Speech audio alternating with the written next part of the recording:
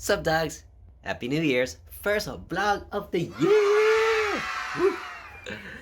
Alright, let's start this off right by finally diving into one of these puzzles. Technically it's still 2020, it's the 29th right now. Yeah, it's the 29th right now, but when this video goes up, it will be the new year. Isn't that exciting? Finally, the new year is here.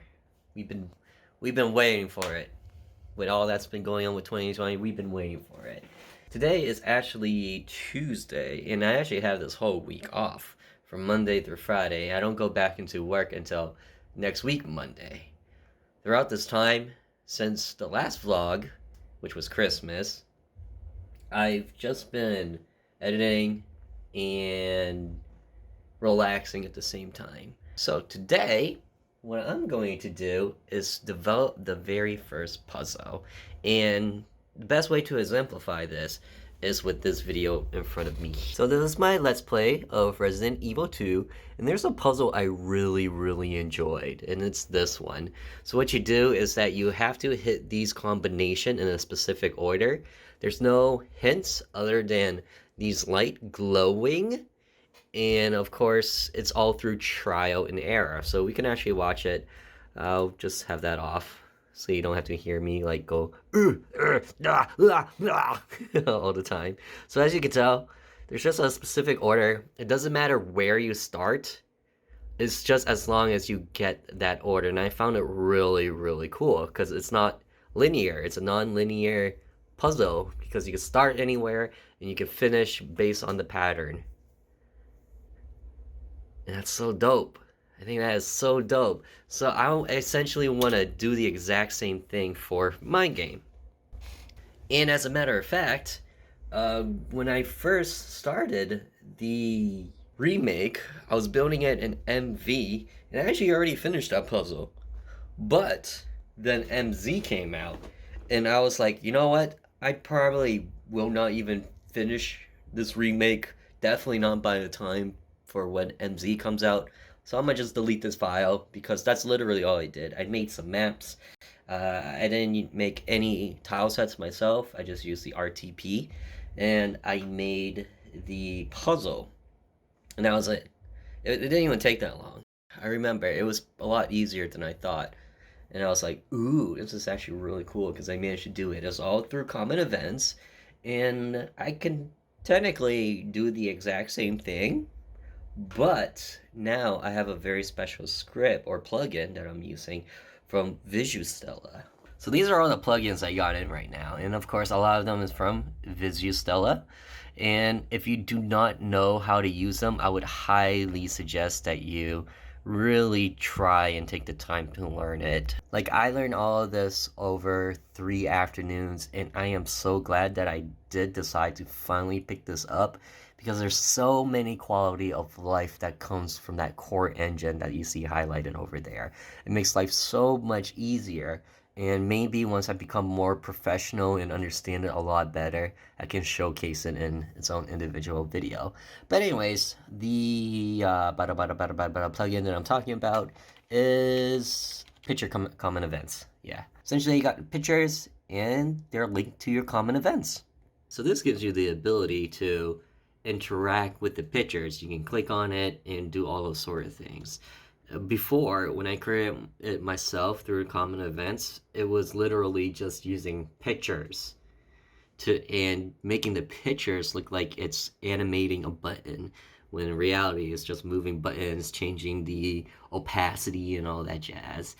So I think this makes it a whole lot easier. I haven't really dived too deep into it. I just got an idea in the back of my mind, so I'm gonna do that. So that's my goal for today. Once I complete that, I'm happy. Okay, let's do this. Before I got started, I really had to go back to their website and rewatch how this plugin worked. It's honestly been a while, since November, since I built that plugin library that I showed you in the beginning. And as I was watching it, I really started to feel as though this plugin might not have been what I was looking for. Before I get too ahead of myself, allow me to introduce what this puzzle is exactly. So like what you saw in Resident Evil, instead of a button, it was going to be symbols, and they would appear in front of a door. And then the player would have to interact with each symbol in a specific order to quote unquote release a seal that it holds on said door. So this was really the introduction of how magic may have once actually existed in the world, as it so does in this cabin. And as they dive deeper and deeper, they're gonna see more and more of that sort of magic. Now here's the problem that I had with the plugin. Each picture would require its own common event, and for the most part, that's no big deal. It's really no problem. It's repetitive, but not hugely a problem. But to me, I kinda just don't like that. When it comes to repetition, if in my head I can see a way to have it automated within computer science or the programming language, I'd much rather do that.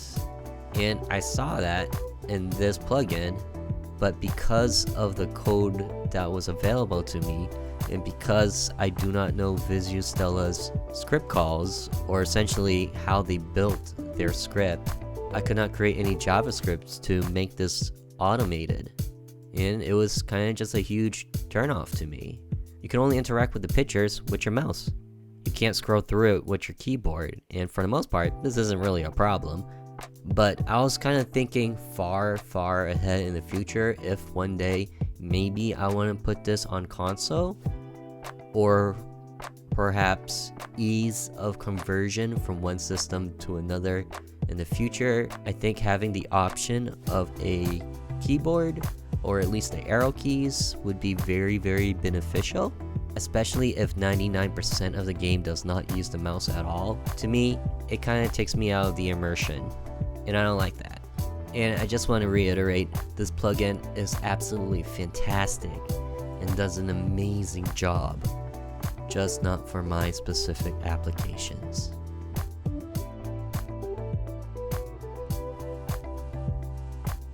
Okay, ran into a minor problem, which could potentially be a major problem, actually.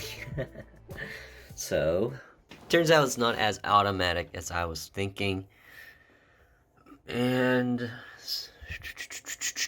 I wanted this to be operable by either the keyboard, which works up there, ignore my guy moving, I knew that would happen, but also at the same time via mouse.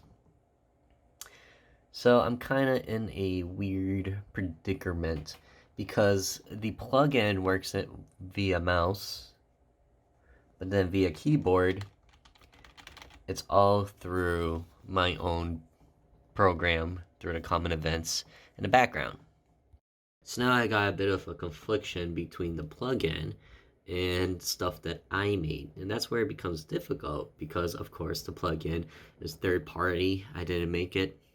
I don't know how it fully functions, and essentially what I have to do is tell the game to figure out when the mouse is being used versus the keyboard, so we don't get that awkward double highlighting.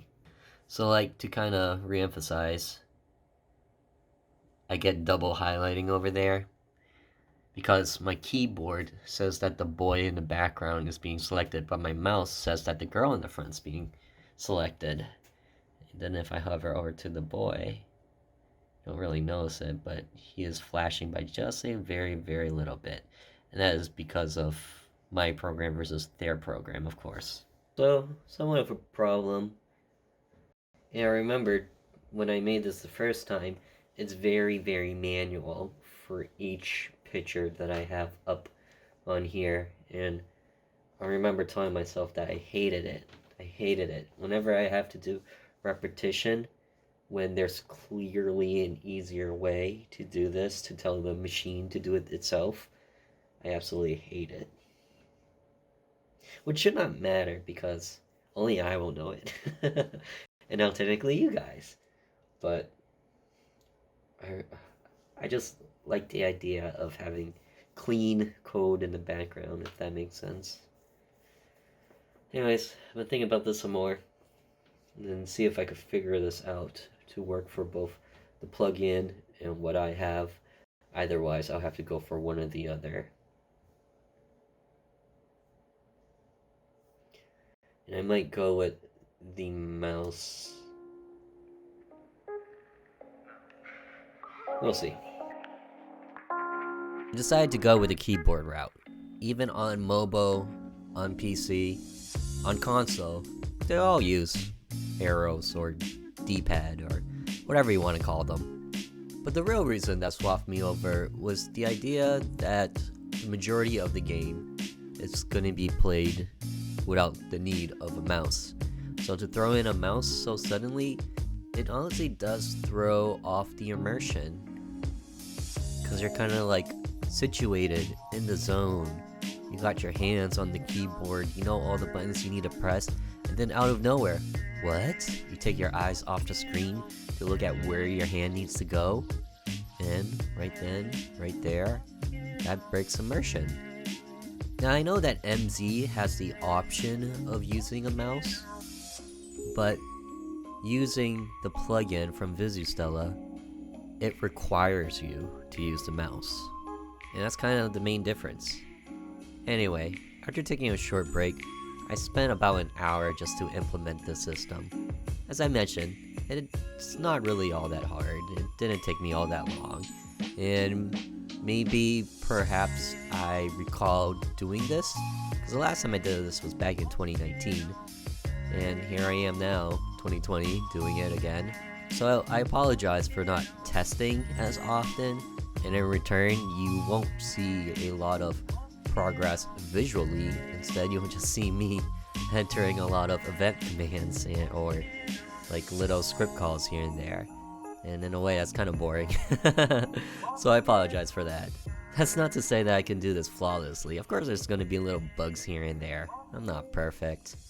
But I guess you can say that after doing this for so long or for so many times, you can really start to vision the whole code play itself out, and you can actually spot the bugs within the lines. And especially if any of you guys are new to this stuff, just know that the more you keep practicing, the more you can also start to just recognize it between the lines and hammer out all the code before finally having to test it. And when it does bug up or crash, you'll know exactly where in the code it potentially occurred.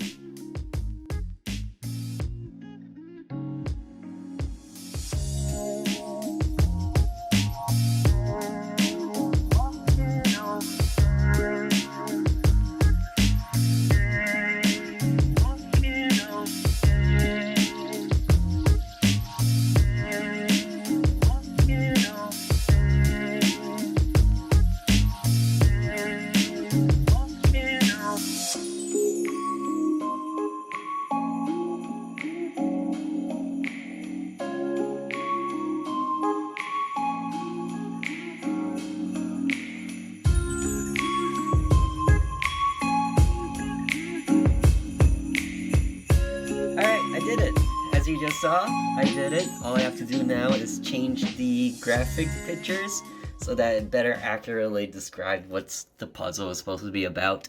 It is 318. I think I took a solid, well, I can actually check OBS. It took roughly 2 hours to get all that going, from having to figure out whether or not I should do it via mouse or via keyboard. But I think I will create a second one just using the plugin so that touchscreen then becomes available for mobile version. I probably should do that now before I forget about it, but honestly, I'm lazy. I'm kind of satisfied with doing this right now. See, what I tell you, it didn't take that long. I think, yeah, it really didn't take that long. The first full hour was deciding whether or not I want to do it this or that. Wow, not bad. Good job, me. Granted, I still gotta do the graphics, and I think that's what takes up the most time. But, alright. I'll do that later. I feel lazy right now. I think it's my PS5. My PS5 is making me lazy. It's that heat. It's draining, but damn, I love it. Oh, that's weird. Okay. Think I'll do it. I might tackle it later today, or I might be super lazy and be like, I don't want to do anything. I guess we'll see. I have all week. Hi, Berto. Hello, Kevinito. Do you want to say hi to my dev vlog? Hey, Devlog. How's everyone doing? Hope you're having a happy holidays. Cool. Oh, wait, I want to do that thing where, hi, this is Robert, and you're watching Disney Channel, and then I do like the ugly Mickey Mouse ears. Good morning, doggos. It is now Wednesday. I meant to record last night before going to bed, but I totally forgot. I was kind of just pooped or wiped out. I went pretty late on this. So after we said hello to Bert, I ended up taking a break for like 2 to 3 hours up until dinner, and then dinner finished at around 7 to 7:30. So then I decided to get back into this. I didn't record anything just because I didn't think it was all that worthwhile. Just because all I were doing was just doing some graphics for that puzzle, and this is what I got. Ta-da! See, and it works. Haha! Isn't that pretty sweet? I forgot what my quote is. I think it's this. Yep. Nope. Nope. Oh gosh. Oh, I got it. I got it. I think it's this one. Damn it. Anyways, this is all I got so far. On one hand, I was thinking about making the letters on the door glow up, but then I was like, that's a lot more pictures. And instead, what I did is that I separated the door layer from the letter layer on top of the door, so that when they solve the puzzle, those letters will glow and give you access. Right now, this is kind of just my first pass of it. I don't know if this is what I'm going to keep towards the end. I'm going to add a door frame just to make it look a little bit nicer.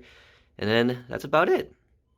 I might also cut out the black on the edges, but I don't know yet.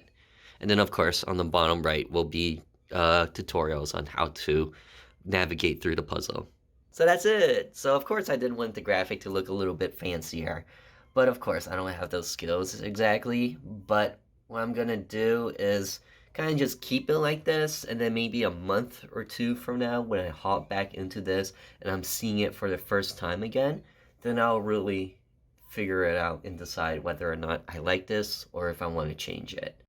Right now, I'm going to keep it just because I'm not that graphically skilled yet. And this is honestly the best attempt I can do. I could also hand draw the door. I could also do that, but that will also be difficult. So we're just going to keep it like this. So right now, for today, I'm going to 100% this puzzle so that we actually hear sound effects when we do stuff.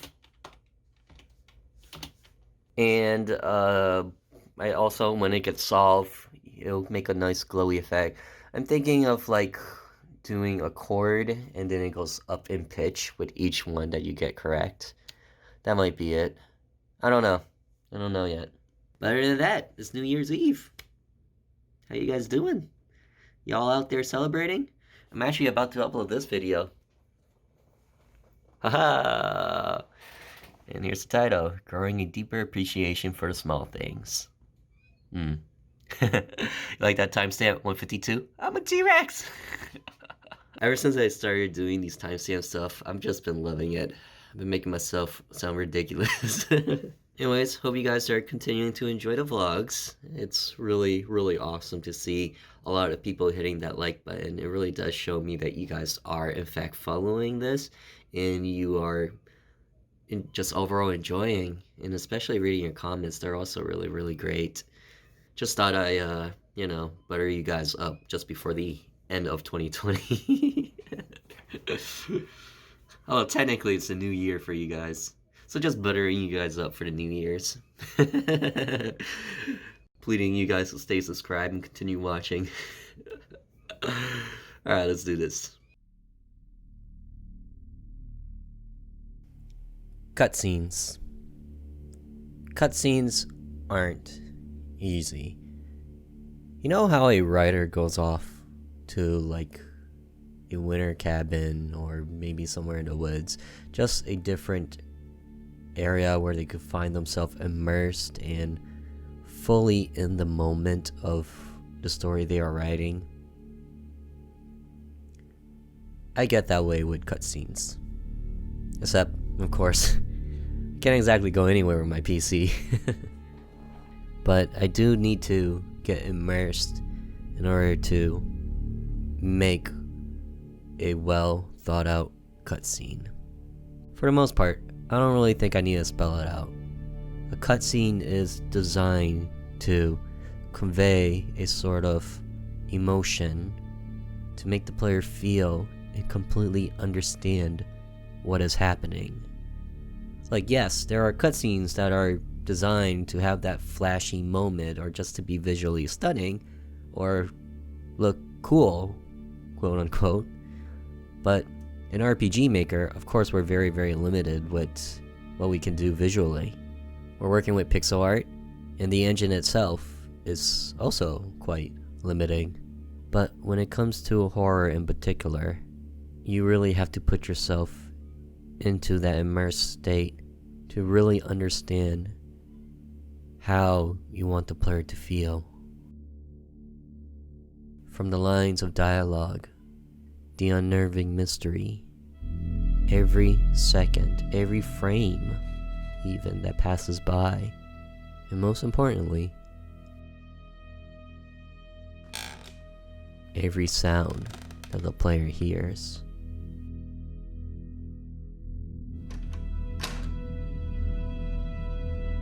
In a horror game that can't exactly rely on terrifying graphics or nightmarish creatures, we really have to convey that fear in a different way. And sometimes the best way is to make the player find it themselves.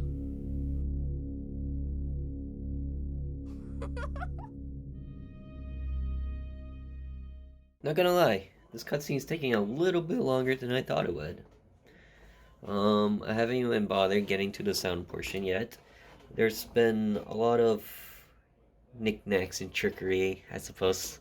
I don't really know what to call it, because they're not bugs. They're just inconvenience to what I'm trying to do.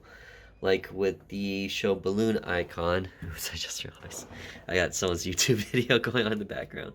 But with the show balloon icon, at first it was very, very high, but I was able to figure it out where it was in the primary plugin and bring it down a little bit. I made note of that in my OneNote so I could refer back to this in the future. Another thing I noticed is that with the community lighting plugin, the parts that's not lit up, it's enshrouding the show balloon icon. So of course, while we're at the door, we can't really see that balloon icon because the radius of our flashlight is very, very tiny. So that's a little bit of a problem there. And of course, there's nothing I can really do about it because I'm assuming that there are different layers involved with the show balloon icon and the community lighting script, so I decided to just go on the forum where I found the community lighting script and I asked the guys over there to see if they had a solution for this. So, cross our fingers. Hopefully they respond back to me and hopefully they do it within a couple of days, but if not, then that's totally fine because this is something that can be fixed whenever in the future once the solution comes up. Now, I guess I'm pretty good. I think what's left is to add some sound effects, add some music, and then tweak it some more so that the animation in all of the cutscene in its fullest plays out based on the sound effects. This way it all feels wrapped up together and all cinematic like. That's what I run on whenever I do cutscenes. I just try and think about the cinema, the emotions that it's trying to tell, and how can I convey that to the player a little bit tricky. At the end of the day, when you get it going right, then you could just be like, oh yeah, I did it, baby. And then sip on some, like, I don't know, some soda in celebration. uh, Anyways, I'll do that after lunch. Right now, I need to go cook something. My mom made egg rolls and I just gotta fry them, so I'll probably do that. More egg rolls, right? It's hype, but not at 9 o'clock anymore because instead 9 o'clock is exercise. Okay, well this morning was even earlier. It was like 7. I didn't do too much. I was feeling kind of sore from yesterday's workout. My legs were killing me, so I just did a couple of push-ups. But hey, as long as you do something every day, just to get get your body and mind into that grind, that's kind of where you need to be. Then once you're feeling it, that gym high, I suppose, and then you'll feel like doing it every day or on a more routine basis, and you'll actually be more hyped and excited for it. Guarantee it. I used to work out a lot in high school, and then it dropped off when I started eating too much.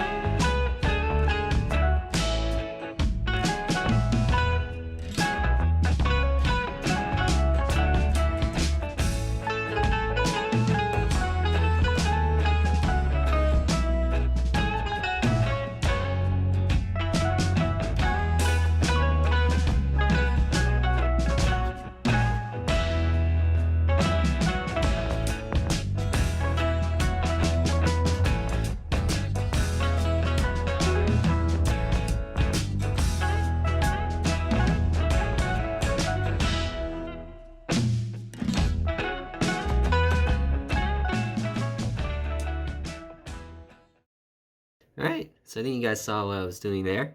It's not so bad, I think. It's 1:48, a full hour. That's went by again. Maybe two. So originally, as to whether or not I was going to create my own sound effects, I wasn't exactly sure. I was mostly on the no, I was just going to find on freesound.org. But then I thought about it some more and I was like, I don't really want to credit freesound.org. So I decided to just see if I could make any myself. And lo and behold, I think I got something. I just quickly searched something up on YouTube to see how one is made, and I realized that a lot of it's through synths and I guess a sort of hollow wind like sound. And that's what I did. I decided to use Beatbox because Beatbox is something you don't have to download.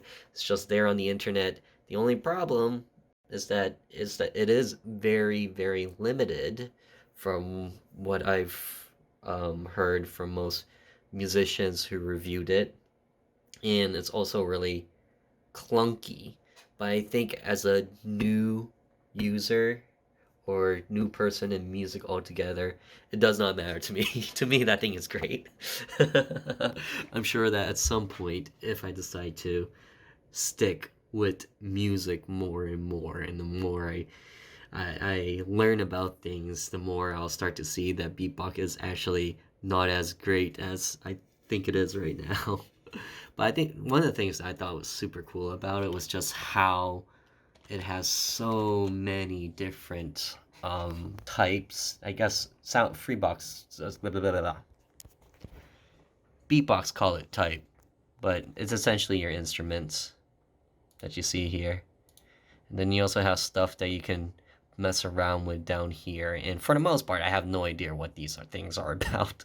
Like, I don't know what envelope is. Frequency and volume are pretty obvious. I have no idea what feedback does and what that twang does. I just mess around with the parameters, and if it sounds decent or kind of what I want, then I go for it. Professionalism at its work. I know. Thank you. I did mess around with beatbox before in the past when I was working on my Unity game, Ultimate Endless Cube Runner, but because I couldn't make an actual song, I decided to just put it on hold. That's like my major stopping point with that. Probably pick it up again someday. Whether or not I do publish it, a part of me says I should just publish it anyways. The the bulk of creating Ultimate Endless Cube Runner was just to learn Unity and see what new skills I can gather. It was more so to see if I could pick this thing up and then continue to learn on my own. Because as an indie developer, that's exactly what you do.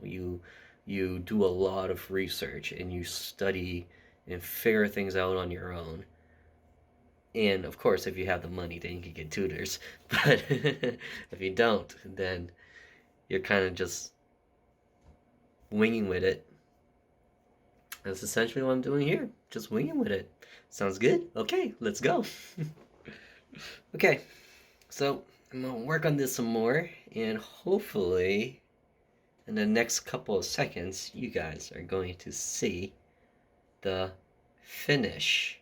And I say finish because, of course, this is the first pass of it. If I decide I don't like it a month from now, then I'm gonna work on it again to really make sure that it's at that peak value that I want it to be, or like 90% to where I want it to be.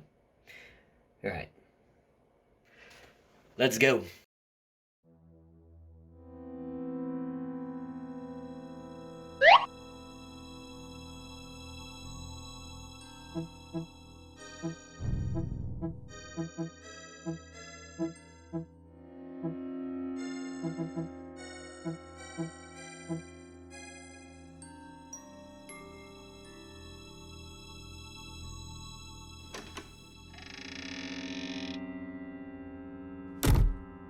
So what do you guys think? Pretty decent? Let me know in the comments down below if it was not too shabby. I think it's not too shabby.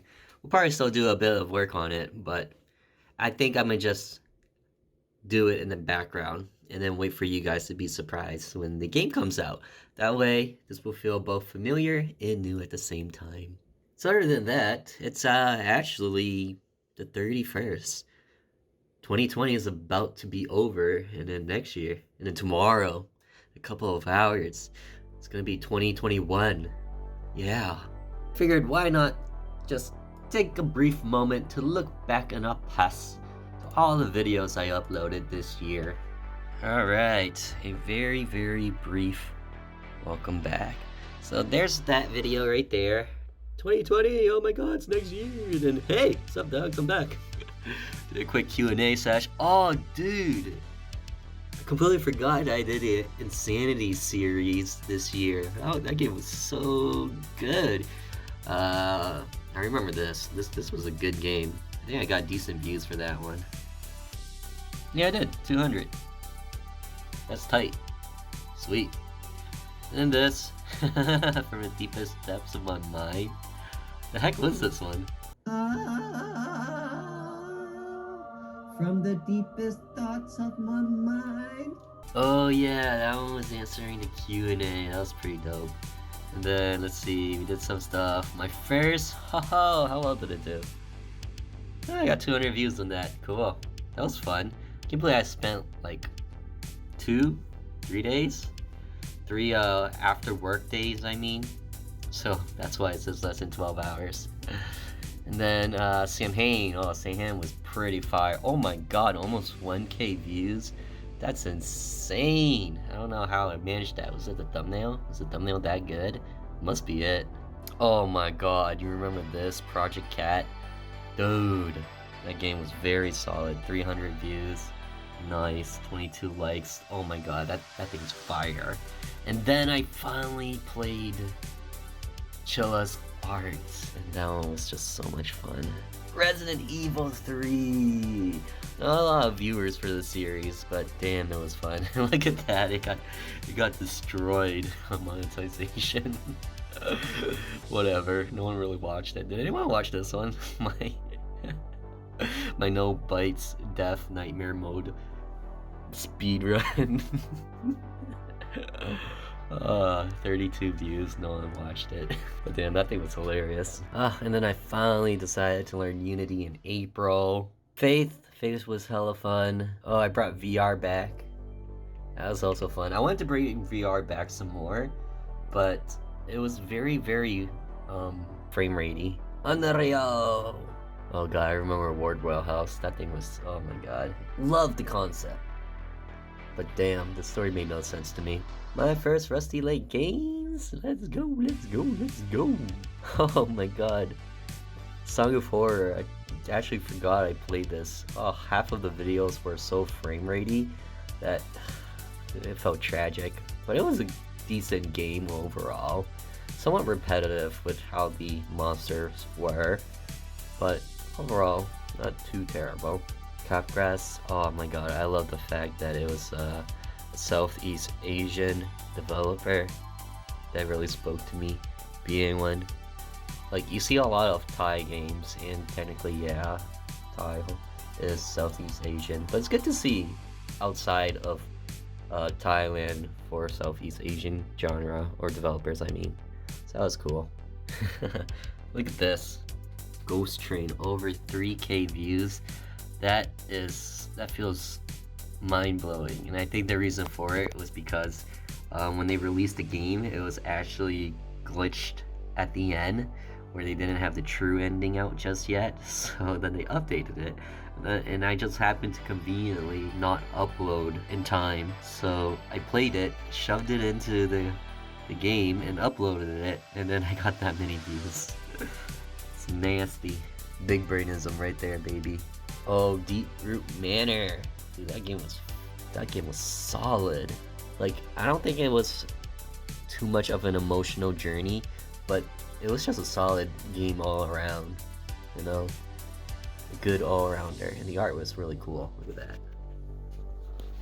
It's like, damn, that's spicy. How do you draw that stuff? I'm jealous. Oh, I hit 1,500 subs this year, in August. Oh wow, that wasn't too long ago. I'm at 16 right now. And then the game that got me a lot of attention was playing Phasmophobia solo.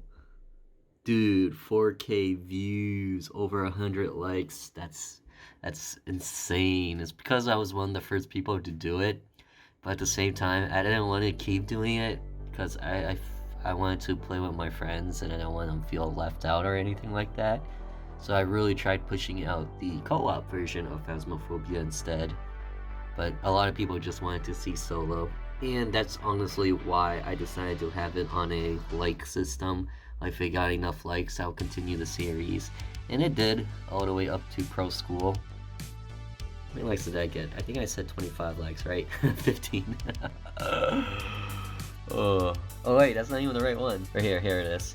Oh damn, we got 18 likes, but dude, only 38 views. I'm sure that there was one person who really liked my solo Phasmophobia series, and I think he got a lot of his friends to like the video, or he make like fake accounts to like the video, and that's where all of that got generated from.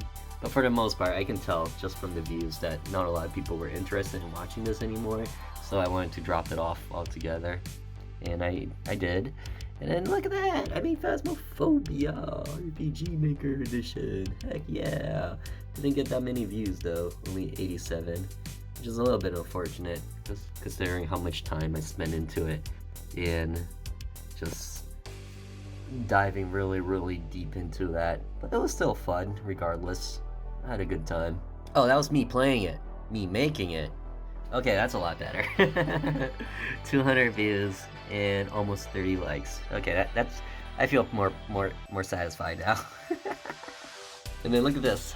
Secrets that's to come. All of these basic tutorials. You guys are gonna see it soon. So my idea with the tutorial series is that I'm gonna finish all 5, have it edited, prepare it on YouTube, and then I'm gonna upload it day by day. This way, people who are interested, I mean, January, it's the coldest month of the year, all the hype has died down, and people are probably considering learning new things. College is on break, So I'm hoping that people who are interested in RPG Maker, I got your back. This is a recreation of the one I made back in MV. A lot less hand-holding, a lot more direct, and for the developer to kind of just get that bits and pieces of information they need to get started and then learn the rest on their own. It's going to be a lengthy and probably forever ongoing series as long as I am still developing an RPG Maker. There's the basics, intermediate, and expert. Basic is for people who are brand new, and then intermediate and expert are pretty self-explanatory from there. So that'll be exciting. And then, of course, I am developing my game. Anyways, I've been rambling on long enough. I need to actually get into editing these videos.